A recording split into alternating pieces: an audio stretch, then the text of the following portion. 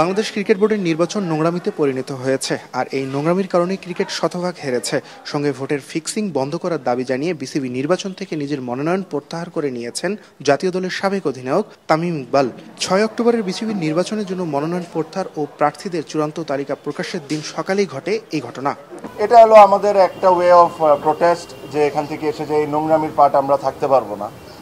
এখানে ধরেন বিভিন্ন ধরনের বিভিন্ন সময় অনেক ধরনের কথা বলা হয়েছে, but end of the day আমার কাছে মনে হয় যে এই নোংরামির সাথে আমরা কোনো দিক থেকে কোনোভাবে পার্ট রাখতে পারবো না। যারা বোর্ডে আছেন তারা যদি এভাবে করে ইলেকশন করতে চান করতে পারেন, জিততেও পারেন, বাট আজকে ক্রিকেট 100% হেরে গেছে, এটা নিয়ে কোনো সন্দেহ নাই। আপনারা বলেন বড় গলায় যে বাংলাদেশে ফিক্সিং বন্ধ করা লাগবে, আগে ইলেকশনের ফিক্সিং বন্ধ করেন, পরে ক্রিকেটের ফিক্সিং বন্ধ করার চিন্তাটা করি। ওয়ালটন এখন দেশের সীমানা পেরিয়ে পৌঁছে গিয়েছে 50টিরও বেশি দেশে। ওয়ালটন, ঘরে ঘরে বিশ্বজুড়ে। তামিম ছাড়াও এবারের নির্বাচন থেকে সরে দাঁড়িয়েছেন আরও 13 পরিচালক প্রার্থী।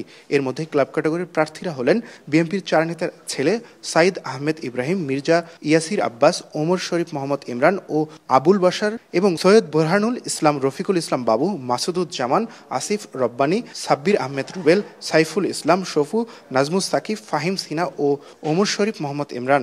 আমাদের একটা বিশাল প্রতিবাদ ছিল যে ক্লাবগুলি কেন বাদ দিবে। যখন এই ক্লাবগুলি নিয়ে অনেক কিছু করা হয়েছিল তখন কিন্তু কেউ প্রতিবাদ করেনি, তখন কিন্তু অনেক ব্যবস্থা নিতে পারত। এছাড়াও 1 নম্বর ক্যাটাগরি থেকে চট্টগ্রাম জেলা ক্রীড়া সংস্থার মীর মোহাম্মদ হেলাল উদ্দিন ও 3 নম্বর ক্যাটাগরির পরিচালক প্রার্থী চট্টগ্রাম বিশ্ববিদ্যালয়ের কাউন্সিলর সিরাজউদ্দিন মোহাম্মদ আলমগীরও তাদের প্রার্থিতা সরিয়ে নেন এবারের বিসিবি নির্বাচন থেকে।